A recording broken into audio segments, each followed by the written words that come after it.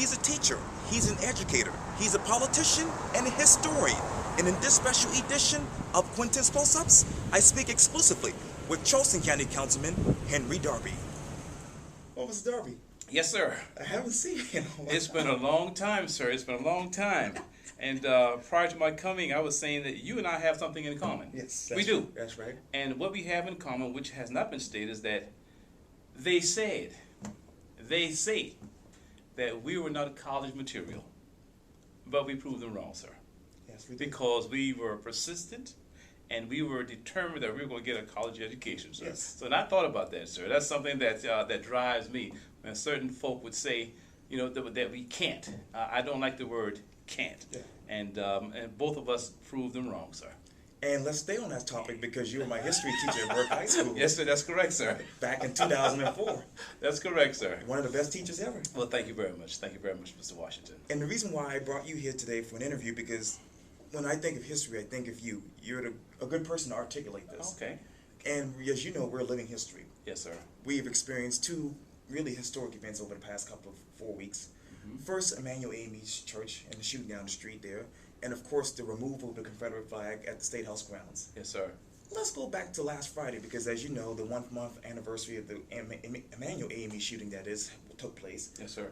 As you know, 9 people were shot inside Emanuel Church during Bible study. I'm wondering, where are you emotionally 1 month later?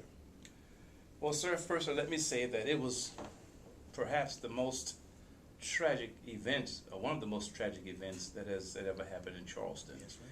And right now, with all honesty, to speak with all veracity, I've yet to visit the church because I don't think I am emotionally able to see it. And as of this date, sir, I've yet to face Emanuel Church, sir. And let's talk about the removal of the Confederate flag. I was actually at work on that particular Friday when it took place, and I saw the video screen of the flag actually being removed. I'm wondering, where were your heart and mind when that happened? Well, the Germans came up with a word called the Zeitgeist, which really means the spirit of the times. And this is indeed a spirit of the times when these types of memorials need to be eviscerated from our culture in terms of the hate, in terms which it shows. Now, I know there are some Southern whites who actually feel that it is their heritage. Rightly so, I don't deny that. But I think the problem comes about that those folks who look at it as the heritage as opposed to the hate, they did not challenge the hate mongers who championed that flag. And as a result, the two have meshed, that there could be little separation between the two. Right. And that's why we as African Americans are against the Confederate flag. But yes, it was a joyous time. But I had cried the night before, as opposed to the day that followed. Tell me why. Because I would have lived long enough to have seen it come down. And of course, you know, there was the incident with the Citadel. Right.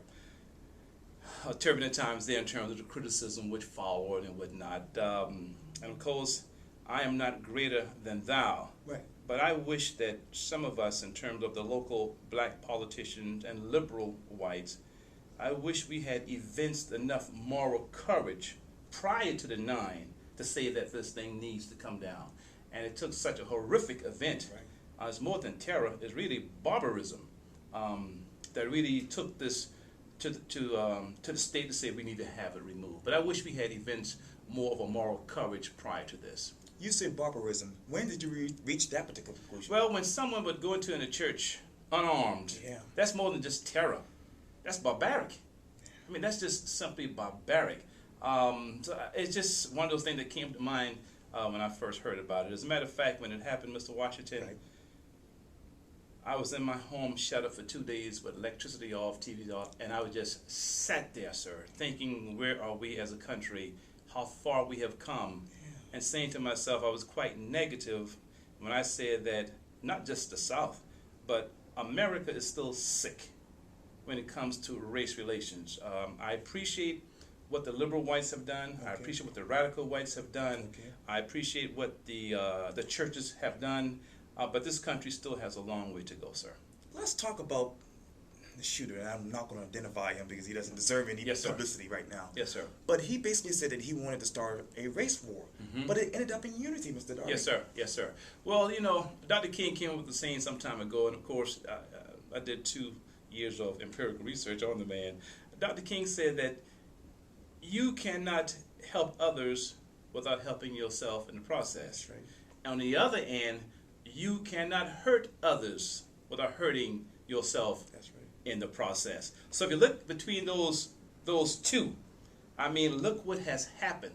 He meant it for evil, but look the good that has come from it. That's right. Yes, sir. Indeed. Yeah. And let's go back to April when Walter Scott took place. We've all seen the video that actually went viral. When you look back at that day and at that video, what memories play back in your mind? Let me tell you, sir, I would have been guilty because I am a law and order type of guy. You are. I think that we need to respect police officers and police authority because when it comes down to the rational mind, I would never conceive of a North Charleston white police officer or any other officer deliberately shooting down a human being, sir. That's when I realized this stuff is real, sir. And you live in North Charleston. I live in North Charleston. You know, not to be arrogant, but when it came down to the Citizen Patrol Against Drugs, you know, that started on Liberty Hill because of the shooting. And we had these white police officers who volunteered to assist us. So I'm saying I'm trying to look at it a different perspective because I want to look at my perspective as well. Yeah. And I try to look at it from the eyes of officers because, you know, as a teenager, I too was a little rough with police officers. And I guess that's the frame of mind that I was in when I said that in terms of law and order and had I not seen the video. But just the idea, sir, there are some bad apples in every organization. Sure. Yes, sure. sir. As I mentioned earlier, you were my history teacher at Burke High School. And I know even back then you were fighting to get the Denmark Vesey monument on Hampton Park. Yes, sir. And I think back to that because, as you know, he was a part of the history of Mother Emanuel. Yes, sir. That's correct, sir. That's correct. So what do you want people to know about Denmark Vesey as well as Mother Emanuel?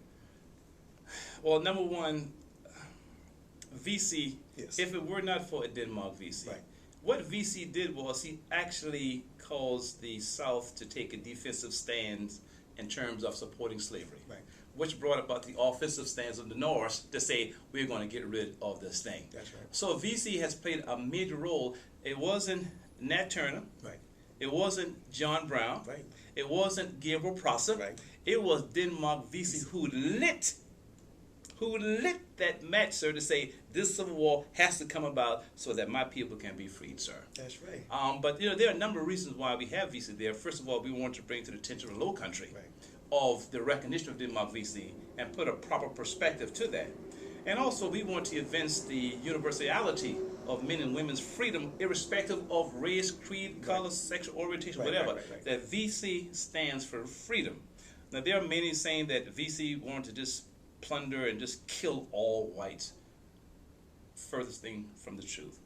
What he would have done was those whites who got in his way of freedom and to prevent his going to Haiti, yes, but we must remember, Vesey had 4 whites who were co-conspirators to assist him. So this idea that he just wanted to kill all whites, absolutely obtuse. Obtuse, I should say. Yes, sir. And let's talk about the future. Where do we go next from here? After the Confederate flag has been removed, after the tragedy of Mother Emanuel, after Walter Scott, what's next for Charleston in your mind? I wish that we could have race relations ameliorated. I wish that all families could sit at the dinner table to discuss right and wrong. I wish that could happen. But no one would have told me after the Civil Rights Movement, after integration, after all these interracial marriages, that had someone told me that 73% of South Carolinians wanted the Confederate flag to remain atop where it was, sir, I would say you need to go back to check your statistics. I never thought that. I thought, based upon the progress of the state of South Carolina. Right. I'm thinking a minority of whites would have its thumb on the legislature, said no, let it go. But we are talking about a majority, 73%. Sure. And that's no difference than the 75 of whites in the antebellum period who supported slavery. They didn't own slavery, Right. but they supported slavery. Sure. And I'm saying that's a close correlation there between 75% who would support slavery and 73% who would support the flying of the Confederate flag, sir. So has South Carolina really changed to a certain degree? But the mental part of South Carolina, I still think so many of us are still thinking in antebellum perspective, sir. Wow. And with that, Councilman, well, I don't want to call you No, Councilman. just Darby, man. Just No, Darby. Mr. Darby. No, just Darby. Not even Mr. Just Darby. Just I still Darby. call you Mr. Darby. Thank you for your time. Yes, sir. Yes, sir. I appreciate this. Thank you very much. Look here, man. I'm so proud of you. I am so proud of you. I am so proud of you. Thank you, sir. And I sincerely apologize because I know you had asked about 4 or 5 times. Oh. But something had gotten in. I mean, this thing has gotten away. And I said, no, I'm not going to just say no anymore, sir. And if there's anything that I can do for you, please let me know. Whether it's to go back to college or a job or what I can do, sis, please let me know, Mr. Washington. I'll be more than happy, okay? Thank you, Mr. Thank Darby. you, sir. Thank you very much, sir. I Thank appreciate you very that. much. Yes, sir. Yes, sir. Thank you.